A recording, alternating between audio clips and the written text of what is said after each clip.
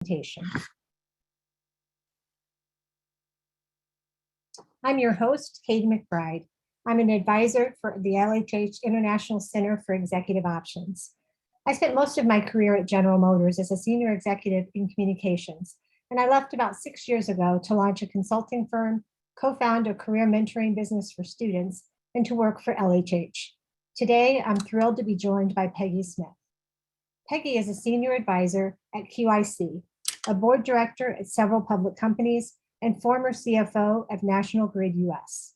She's known for her strategic, financial, and risk-focused leadership and her passion for putting people and sustainability at the core of company operations. Please join me in welcoming Peggy Smyth. Hi, Peggy. How are you? I'm great. I just shared a bit of your background, but we really want to hear more of your version of your career story. And one thing that struck me, Peggy, is that you're much more than just a typical finance leader. You made a difference in corporate strategy, risk management, and business transformations. Can you walk us through your journey, especially your leadership roles, and what drove your ability to advance, succeed, and contribute? Well, thank you, Katie, and good afternoon, everyone. Thank you for tuning in here. So I'll start right at the very beginning with my first job, which really set me off, I think, on the rest of my career till today. And that was when I was 10 years old. My brothers had a paper route. We grew up in Queens in New York City, and we had about 100 customers. They did. They were older than me. They went to high school and were doing team sports. So I ended up picking up their paper route while they were at practices. And I did that several days a week. And it was more than just a paper route because we had mainly elderly people who lived in walk-up apartment buildings, and they were not very mobile. So it became actually a lot of courier service. Can you get me milk? Can you get me bread? And what that taught me really at a very young age is just how important it is to focus on people and to work for something and work for an organization that has a purpose and a mission. And so it really set me off on the rest of my career in terms of working for companies that help people and that had a purpose and a mission that I could align with. My first job out of college was in public accounting at Arthur Andersen. I was not an accounting major at all. I was a liberal arts major at Fordham University and went into a special program that Arthur Andersen had with then the Big Eight, and went to school at night at NYU to get my master's degree. And I thought I'd stay 2 years, and I stayed 17 years at Arthur Andersen. Wow. Until Enron. And what happened is that I actually liked what I did. I enjoyed the focus on clients. I enjoyed the teamwork and the camaraderie of working as a team on client engagements, but also I got advanced very quickly. That was a great way to start a career with getting leadership experience really after a year of being out of college where you're supervising people, and got promoted very quickly and made partner. And then Enron happened. And at 37 years old, I lost my entire net worth and had to basically start again. Went to Deloitte at that point and started up the technology, media, and telecom practice for Deloitte for the Northeast region, focused from, say, Philadelphia up to Maine. Went very well. We were growing the practice, but then Sarbanes-Oxley came. Many of you might be familiar with that. And then the relationships, it changed between accounting firms and their clients. And instead of being collegial, it became more combative when SOX first came out. And that's when I decided this isn't really what I enjoy doing anymore. And I switched over to corporate America and moved from Midtown Manhattan with my husband and my 2 sons to Delwood, Minnesota, to take on the role of the chief accounting officer for 3M. And from there, that was a great, 3M's a wonderful company, love the people. But I then worked for somebody at 3M that ended up going to United Technologies 2 years after I had joined 3M. And next thing I know, I was recruited to come to UTC and be the controller and chief accounting officer. UTC at that time was about 2.5 times larger than 3M. Got it. And from then became CFO, one of the business units of UTC that was involved in a transaction. So I took a package. I didn't feel like moving again. My kids had moved a lot at that point, was home for about a year. And then the Con Edison opportunity arose and switched into the energy industry. And really, I'd never spent any time in that before, and learned a ton. Well, I was at Con Edison, great company, great people. And from there, then National Grid came calling and asked if I'd like to be the US CFO, which I did I did that role for 7 years until last June when I officially retired. And that's brought me to where I am today, which is you see me sitting here. I'm in Rockefeller Center in New York City, and I'm a senior advisor for Queensland Investment Corp, QIC, which is an Australian investment firm. That is quite a ride. Lots of different circumstances, but also a lot of intentionality kind of woven through your career. Now you've had a great ride most recently at National Grid as their CFO, but you stepped away from that role, I know, with an eye to make a difference in some new ways. You mentioned QIC. So can you tell us what led to you to contemplate that change and what that experience was like? Sure. So National Grid is one of the largest energy companies, publicly traded energy companies in the world, headquartered in the UK with a tremendous presence in the US, 20 million customers in the Northeast, providing electric, gas, and renewable power. And what happened is that we started discussions with another similar type company called PPL, which also had both business in the UK and the US. And we entered into a transaction that was actually, for National Grid, it was 20 billion pounds sterling, to give you magnitude, where it was going to be transformative for the company. And as a result, some of the US business was going to get spun off. And so my role as CFO for the US business was getting eliminated. So I worked on that transaction. I knew about it well in advance of it actually taking place. And then it brought me to the point of deciding that this is probably a good time to retire. I've been in the role for 7 years. Well, based on what you've been doing lately, I would not call you retired. So can you share more about what you did to explore your options post CFO and post National Grid? Sure. What was the process? So it was, I'm a person that is very organized and a planner. So and I was fortunate that I had time to think about it, right? It just wasn't that retirement, one day I just decided to retire, or one day my job was eliminated. I had about a year to think about this. So what I did is really think about what did I want to do in the next phase of my life, given where I was in my personal life, and maybe I would have made different choices had the pandemic not happened. But then at that point, I had been home now almost a year, last June, and it was refreshing not to be living in a hotel at least 4 nights a week for the first time really in a long time in my career. Not so glamorous. And exactly. And what was wonderful about that is my parents are still alive. My mother-in-law was still alive. And I decided that most of the CFO roles that were coming to me would require us to move again. And now my husband and I will be married 35 years next month, or in July. And we've moved 12 times. So we really didn't want to move again. And our families, and we moved purposely back to New York to be with our families. And that had a big influence on me. I figured, my parents are 90 and 88, and my mother-in-law is 93. And, I'm not going to get much more time. And I would probably regret it if I wasn't able to be as close as I've been in the last couple of years since COVID started, really. So I decided that my best path was to, instead of being CFO in a public company, which is a 24/7 job, to focus more on board roles and on advisory roles. And so I started that process, Katie, and really leveraged off a lot of the relationships that I had from years and years of working and getting people's advice, as well as getting and letting them know what I was thinking, because everything that I have today really came through relationships and letting people know what I was looking for.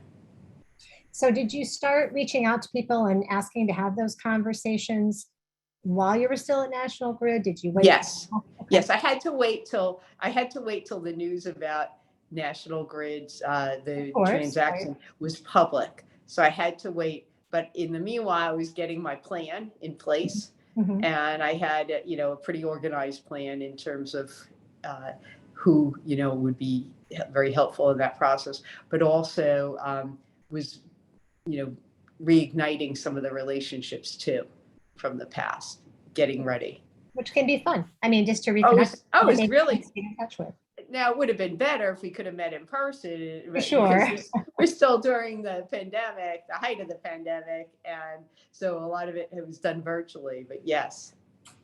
Nice to reconnect with people. Well, did you have any other thought partners along the way, Peggy, that, just kind of helped you navigate?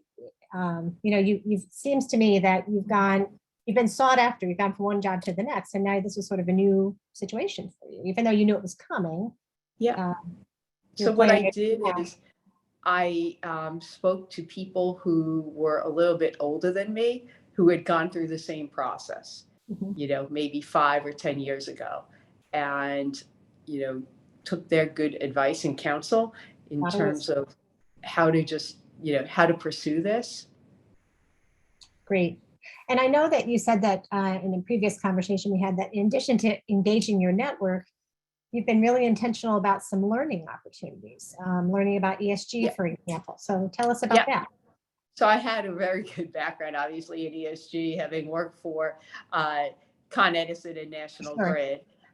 So I spent the last 10 years of my career, knee deep in that. But what I did, though, is I thought, as I'm getting ready to pursue more of an advisory type role for the future, to get some kind of certification or train, official training in that.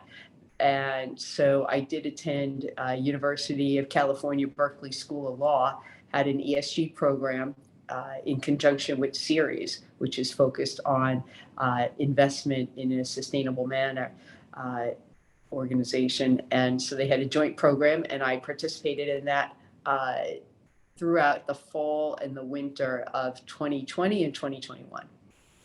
And finished that program, but then also then uh, recently seeing that in addition to ESG, something that obviously I was very focused on in my prior roles was cybersecurity as Oh, well. yeah. And so I just completed a class with the NACD on cybersecurity governance for board directors.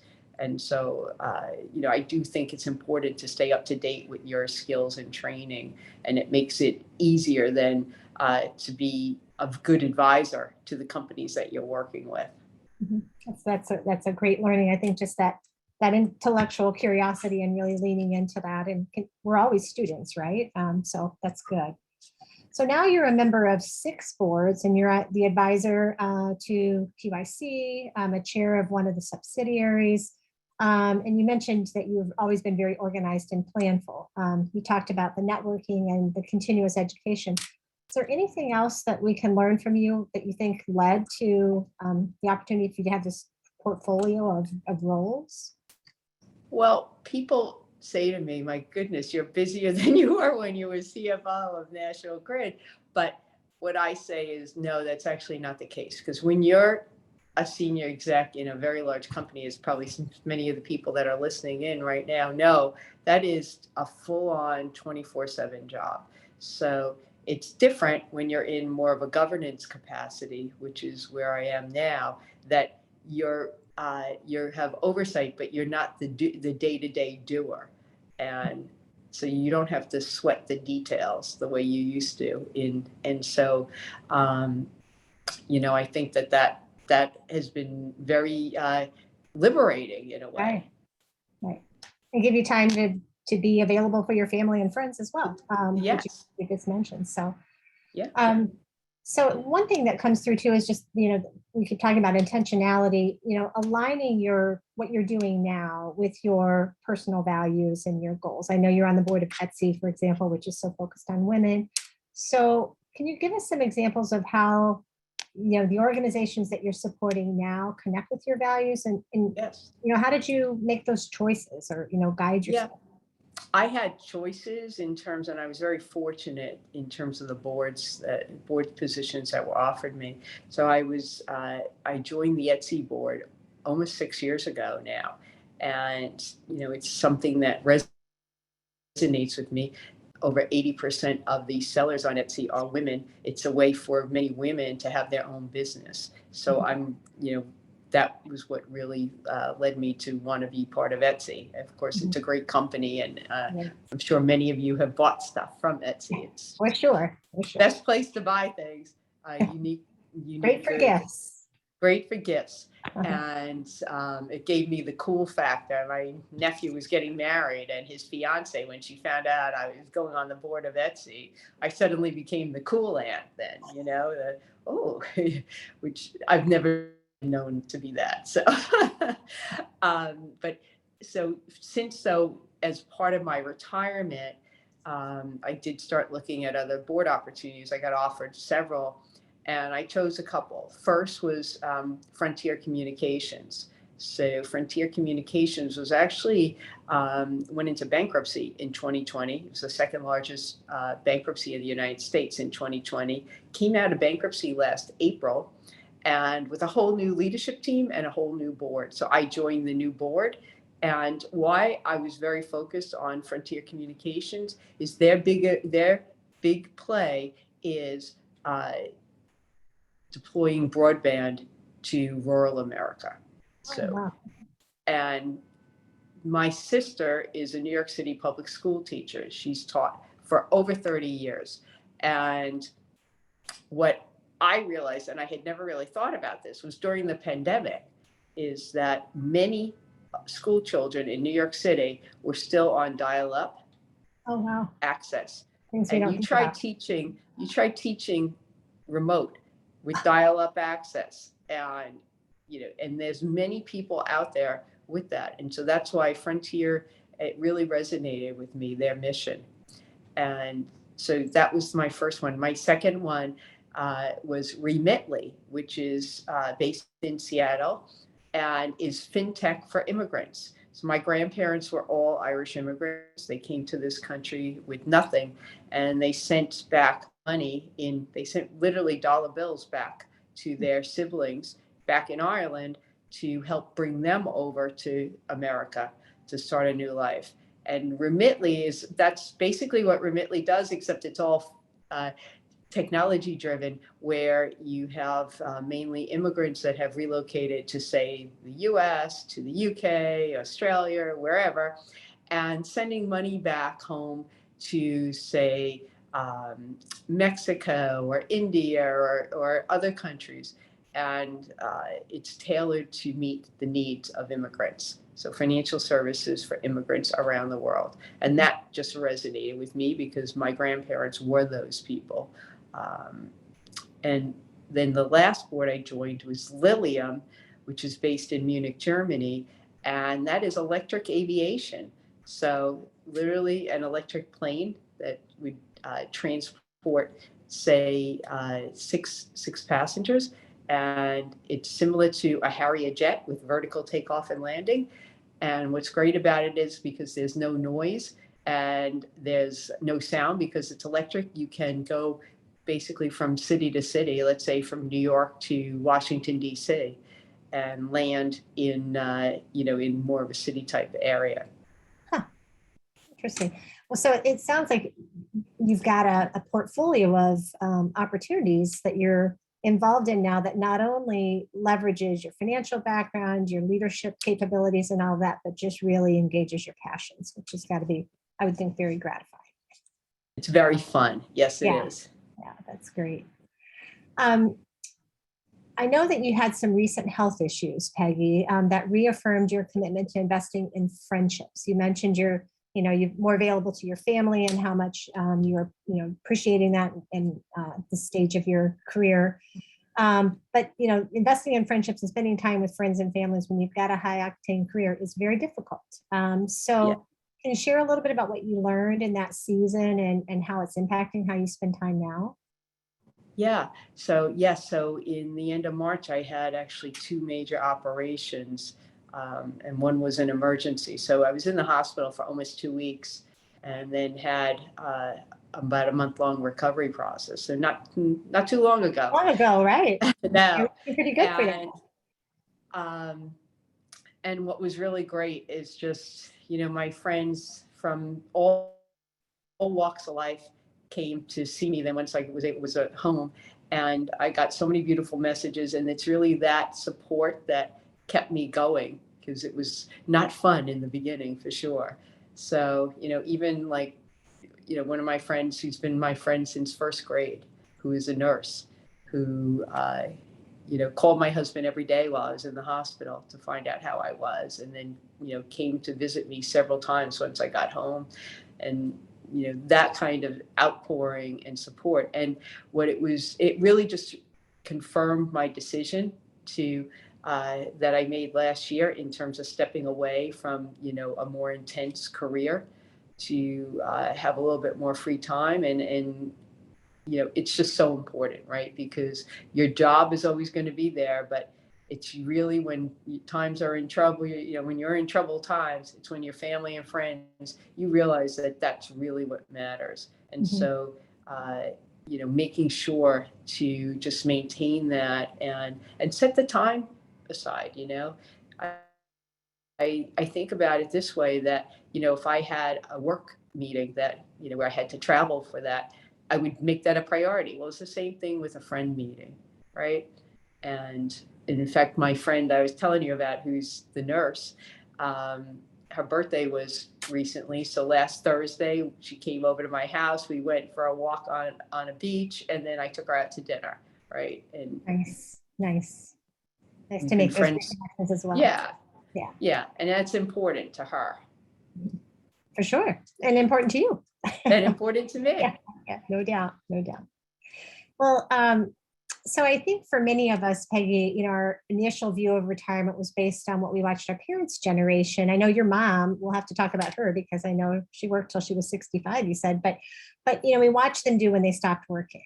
So was that true for you? And is where you are in your life now, is it what you envisioned, or is it something different? Well, I never envisioned I'd have the life I had to start with, because I grew up in pretty modest circumstances, and the plan was not for me to go to college, right? But that was for my older brothers to do, but not, women didn't need to do that. That Interesting. was the attitude that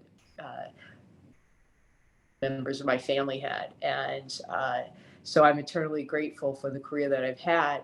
But in looking this is what I planned for. I've been thinking about this for a while as I was working, because having worked for many different companies, I've done a lot of transitions, and seeing that you always have to be prepared for what might be coming down the road, some of which you might have control, but some of which you might not have control. So being prepared and having kind of a plan, because otherwise you're going to end up somewhere and it might not be where you would like. So I did start thinking about board service years ago, and started preparing myself for that. And I was fortunate that I went on to my first public company board fairly young, when I was asked to join the Martha Stewart board in my mid 40s. And people asked me, how did you get to know Martha Stewart, Interesting. and how'd you get on that board? Well, Martha was my client when I was at Arthur Andersen, Oh my gosh. and I took her public. Oh, So that's it. And again, the point is relationships are so important. excellent, excellent. Well, we're getting some questions in. I just, a little plug, I see some coming in through the chat. Thank you all for that. You can also do ask questions by hitting the Q&A button. So either way works for us. But before we open it up to questions, Peggy, is there You've talked a lot about, you've been such a planner, which is, I admire greatly, but not everyone is. So if someone, it's easy when you're working in the big corporate role, the pressures are so great that you don't really have the time to network and engage in the relationships that you did. So what advice do you have for someone who maybe didn't work ahead as you did, and it maybe is in a situation now where they're kind of starting with the networking? Any suggestions? Yeah. Well, first of all, don't despair. That and I know many people don't like to do the networking, but I when I was younger, I was a little uncomfortable myself. But what I've uh, learned over the years is it's also a great way. It's very interesting because you're getting to meet different types of people, and it might not lead to anything, but you're meeting somebody new. That's pretty interesting, Mhm. and you always learn something from any interaction that you have. But I would say, don't despair and think about it. Your best example of the work that you do is the work that you've done in the past. And so think about who you've worked with where you did a good job and re-engage with them, because and let them know that what you're thinking, right? What's your plan? Are you thinking about retiring in the next 6 months to a year? And letting them know that, and asking, you know, um, maybe they've already retired, and asking, what did they through? What was the process that they went through to decide where they wanted to spend their time when they were getting ready to retire? Or are there people that you recommend that I should speak to, right? That might be good in terms of suggestions for, new careers or alternatives for the Mhm. future. But I would, it's never too late to start, and it's really uh, your best results will come from people who know you. Yeah, And good it advice. might be unlikely people. Sometimes it's people who, it could be, a former coach to one of your children, one of their teams, or it's just people who know you as a person. Mhm. And it sounds to me like, you strike me as someone who just takes a genuine, authentic interest in them. And when you show that interest in them, people love to talk about themselves, and they can open They doors for you. definitely If you do. don't, you know. And also keeping yourself open, because when you start doing that, the flip side is going to happen. People are going to be calling you, asking you for advice, or is there somebody you can connect me with? So I always help people who do that. I've done that, throughout really my whole career, because I figure, help somebody, and one day somebody will help me. Mhm. And I have an example where one of my former coworkers at National Grid has just retired. He's 62. He hadn't done any real networking, but a really good guy, good person, good professional. And somebody called me about a board role, which wasn't going to be suitable for me, but he would be a great candidate. So talk to him, and now he's going through the process, and I think he'll end up getting that spot. Oh, that's wonderful. That's great. Well, I'm looking at, there's quite a few questions that are coming in, Peggy, about board positions and how you got onto them. So I'll just give you I'm kind of flipping through them. One is, do you recommend volunteer board experience as a precursor to paid board or advisor position? And any other advice if people are interested in board work? Sure. Yes, I think to get on a public company board is very hard. And so start small. I think certainly any kind of charitable board, not for profit board, is a great example to start teaching you how to be a board member, right? And so a lot of times, and it's got to be something that you're committed to. It's got to be a cause that you're committed to, because otherwise you're not going to do a good job. So I wouldn't say join uh, a volunteer board to get a board on your resume, but do Right. something that you're passionate about, and that passion will show through. And some of those fellow board members on that charity might be good people then to recommend you for, a corporate board.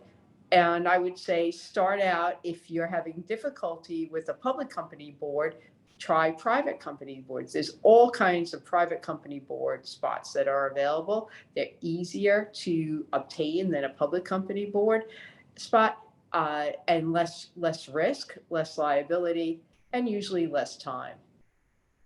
And for people that are maybe mid-level in their career, or rising up, thinking ahead, what's your thought on asking for opportunities or looking for roles where you can interact with your own board, so you get that? Oh, definitely. Is that definitely? So I think that I was fortunate, having been in public accounting. I started going to board meetings when I was 26 years old, and going to audit committee meetings where I have a speaking role, and that took the mystique out of and the fear out of going to board meetings, because I would say it would have been hard if I turn around at 40 something years old and I'm walking into a boardroom and I've never seen how a board works and the dynamics and how you interact with one another. So the sooner you can get that experience, definitely. And so that's also very important, is presenting to your own board and the companies that you work at.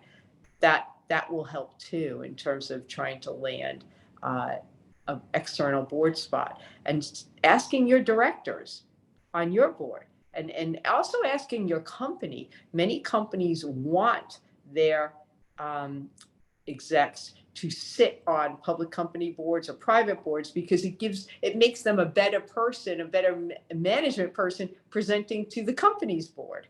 Mm-hmm. Excellent. And a lot of companies support their senior leaders in finding those spots. So I would definitely ask. Good. Okay, great. And just for everyone participating with this, we're focusing on boards right now. I'm just going to stay with that, but we'll get to the other questions as well, because there's quite a few still on boards. One of them is, you're a CFO, and we know traditionally CFOs and CEOs have been, the most sought after roles in terms of populating boards, but it is changing a bit. So any advice you have for people that aren't CEOs, COOs, or CFOs, maybe your perspective on what other experience boards are looking for, or how people might differentiate themselves? I mean, anybody with, who's have been focused on innovation, and particularly innovation with technology, would be highly sought.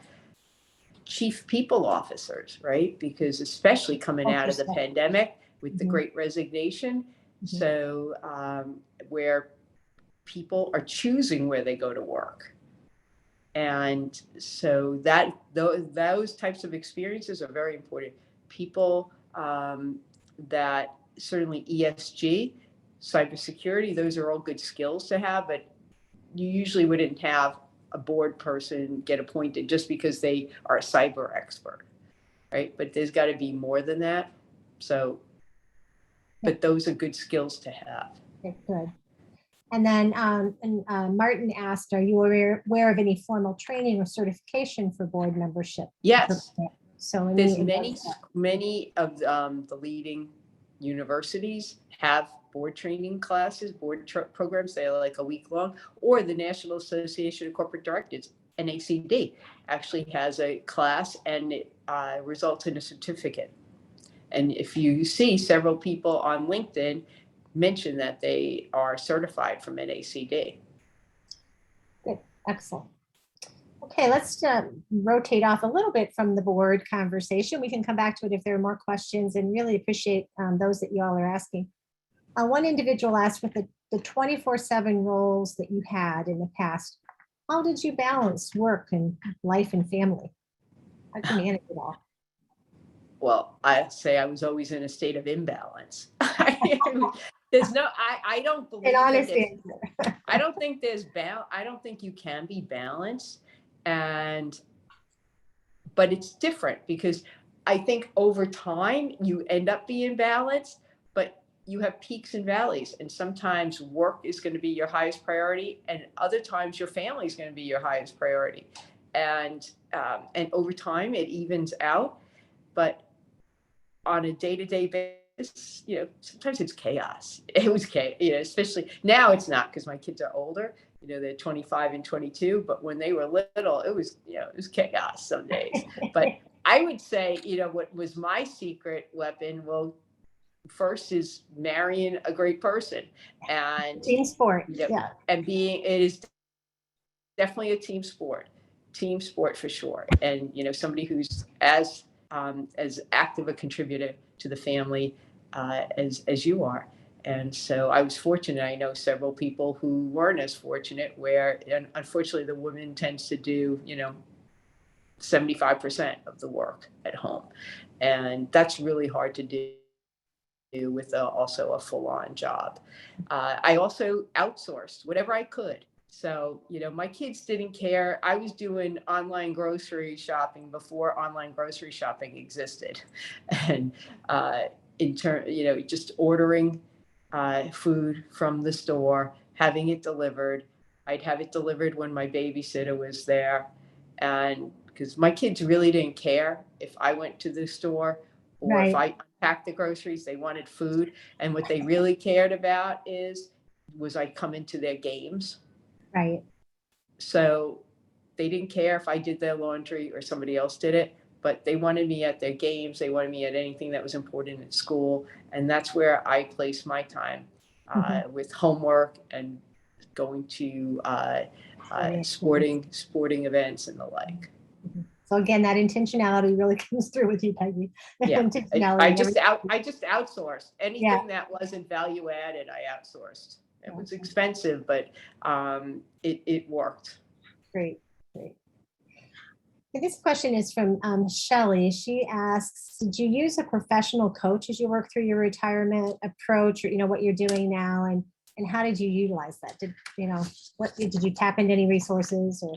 Yeah, well, actually, so I've had coaches throughout my career. Some people are afraid to have a coach. I always welcome it. I always feel like, it's going to make me be better person, better professional. I'm for that. So with leaving from National Grid, I did use the services of LHH to just help me, and mainly because I had a pretty good idea of what I wanted to do, but really helped me package more of my profile, my external profile, and what would show up, say, on LinkedIn and the like. And I found that very helpful. Was National Grid supportive of that? I mean, They were. Yes, okay. they were. National Grid supported that. And I was very appreciative of that. Great. Okay, there was another question. Shelley also said that she doesn't call it networking, she calls it relationship building, which I think is very much aligned with your approach as Yes. well, Peg. So thank you for that, Shelley. I'm scrolling through, forgive me. Here's one from Matt. He asked, do you see a role that senior execs and people post corporate careers can play mentoring others, like vets, graduates, young professionals, figuring out their career direction? I definitely hard to do with the pandemic, even still, can't do face-to-face, so using technology. So mentoring and doing it remotely, I guess. I definitely do. And in fact, I do a lot of that with actually some of my son's friends, sisters of their friends, a lot of the younger girls who are in college or who've just gotten out of college. I've done a ton of that mentoring just with that whole group, but also, and there's a lot of need for that. In particular, I think as a result of the pandemic, where people at pivotal points in their development, say 20, 21-year-olds, they've been remote, they haven't done in-person interviews, they haven't been interacting in person in an office setting. So really just teaching them what it's like to be present, physically present, and how to prepare for that. And you can't do an interview via a text session, and I think some of the younger people are at a disadvantage because of the pandemic in particular. So there's tons of opportunity for that, and there's a need for it. Great.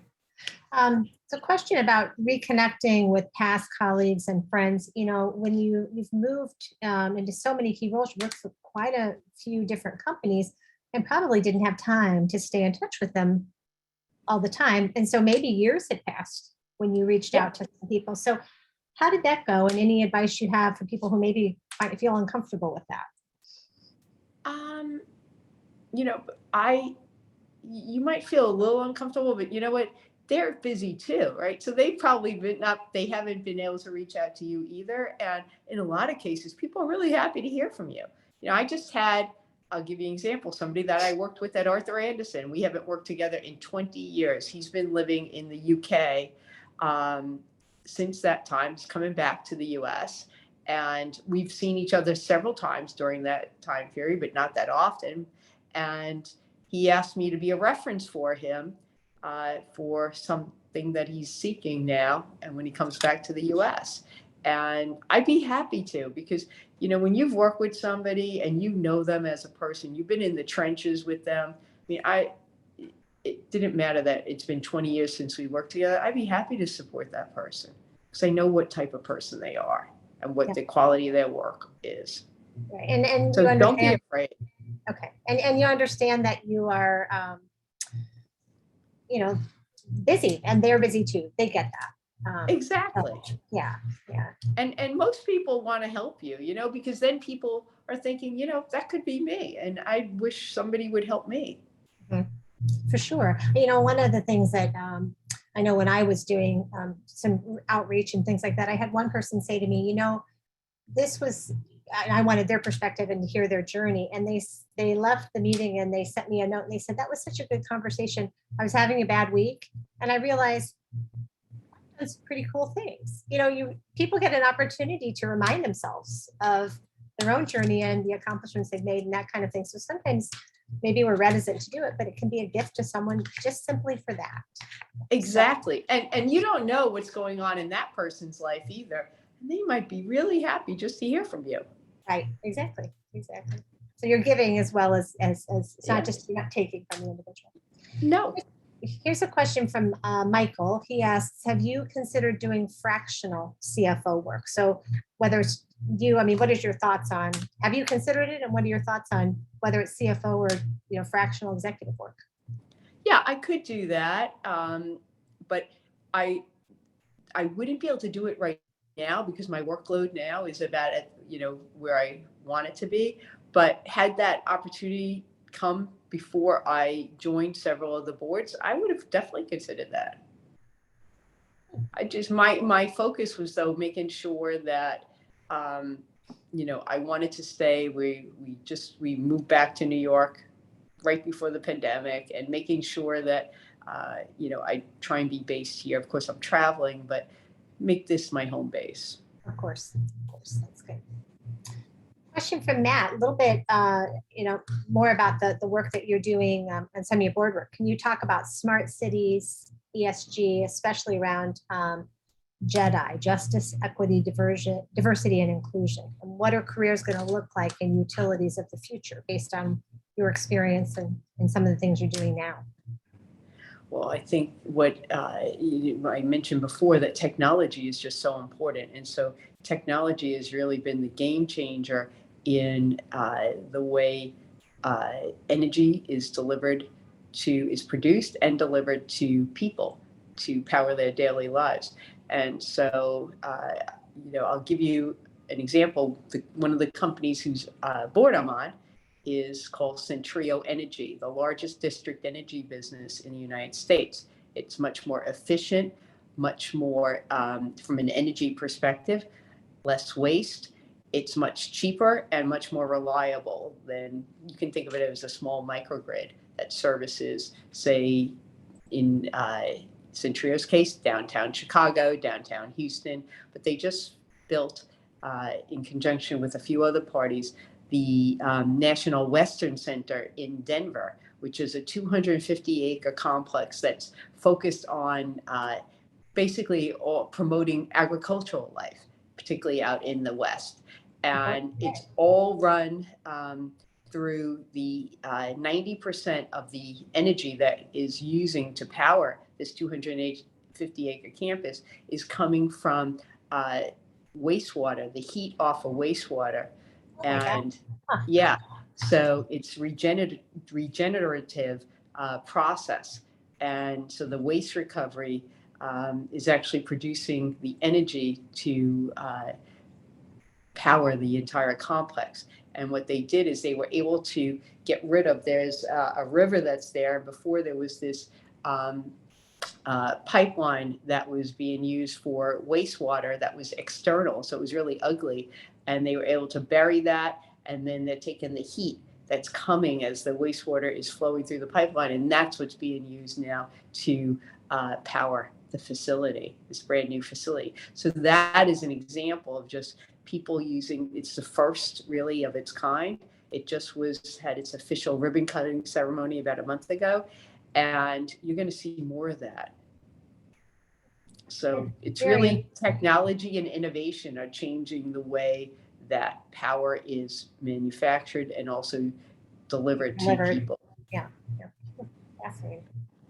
A couple of comments from Chuck. He talks about the importance of having a coach and that he hasn't had one to date. I think it's interesting that you said you've always welcomed help and you've had coaches throughout your career. Many people think of that as, oh, I would never ask for that because it might look like I'm not strong enough or whatever. What's your thought on or counsel you would have in terms of asking for help, whether it's when you're a sitting executive or as you're considering a transition? Yeah, I think I've never been afraid to ask for help because it's not a sign of weakness. And it's actually a sign that saying, you recognize your abilities and you want to be better. So most senior executives in big companies all have coaches. That's there's true. nothing people don't know that. Yep. There's nothing to be embarrassed about. And in fact, somebody who's earlier in their career that asked for a coach, I think that that's really great. Excellent. Okay. I think we have a couple more minutes. I think I've gotten through everyone's questions. If anybody has one more you want to sneak in before we wrap, one or two more, I think we got time.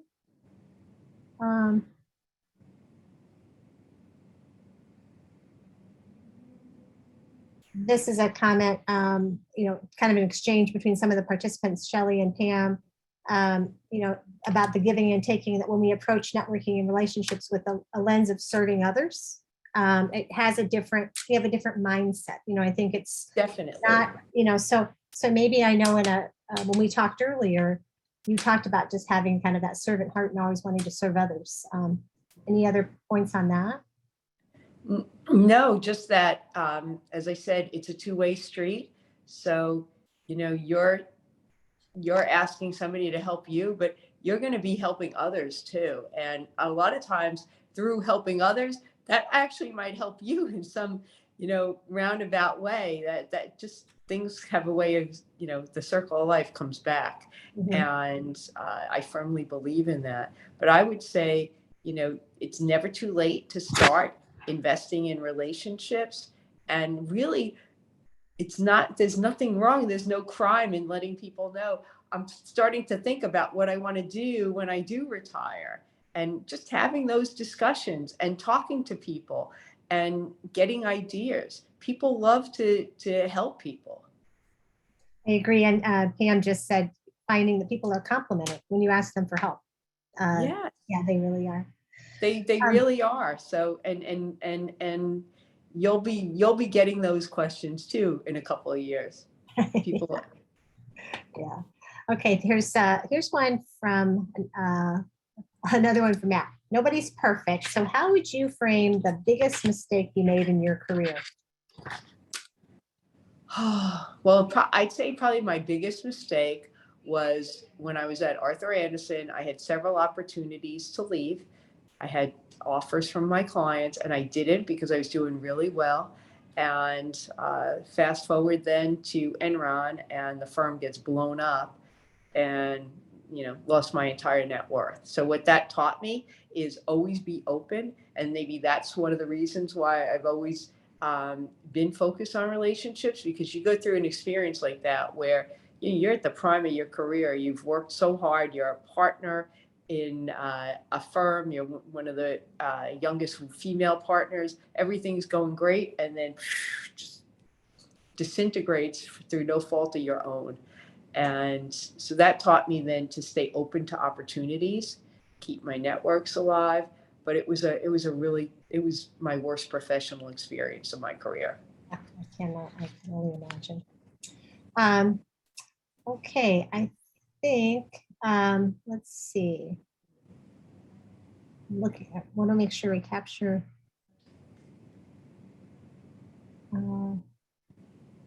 Sorry, I'm trying to make sure I capture everybody. Oh, definitely you've got some fans in the people that are commenting, some people that knew you at Arthur Andersen and other places. And Kelly said, inspired by your path, Peggy, and your insight. She was a New York City Andersen alum and said you were really well thought of 20 years ago. And I'm sure that you're still well thought of today. Well, thank so you. Nice comment there. Okay, I think we are, make sure, I think we've covered the questions. So I think we're ready to just wrap up. Peggy, thank you so much for your time and insights. I knew I've learned a lot from you. I was confident that others would too. So I want to thank you. I want to thank everybody for the great questions and can't see you, but I'm sure based on the questions that lots of great attention. So what we're going to do is we're going to share the recording in follow-up emails so you can look for that. This was the first in our series, ICEO series of Retirement Reimagined. So we hope you can join us for future ones. And on June 9th, our next one, I will be sitting down with Wade Welburn, who's an entrepreneur, a board member, and he's a strategic advisor following a 30-year career, also from the energy industry, from a global energy executive. He was most recently at Baker Hughes. He is a wonderful storyteller, just like Peggy, and I'm sure that we'll all learn a lot from his journey too. There'll be some registration links shared in the follow-up email. And that's all for now. We thank you so much for your time, for the great questions. And Peggy, especially thank you to you for sharing your journey and your insights. We all learned a lot. Thank you, and good luck to everybody. It's very exciting part of your life, and take advantage of it. It's a great way to end. Thanks all. Thank you.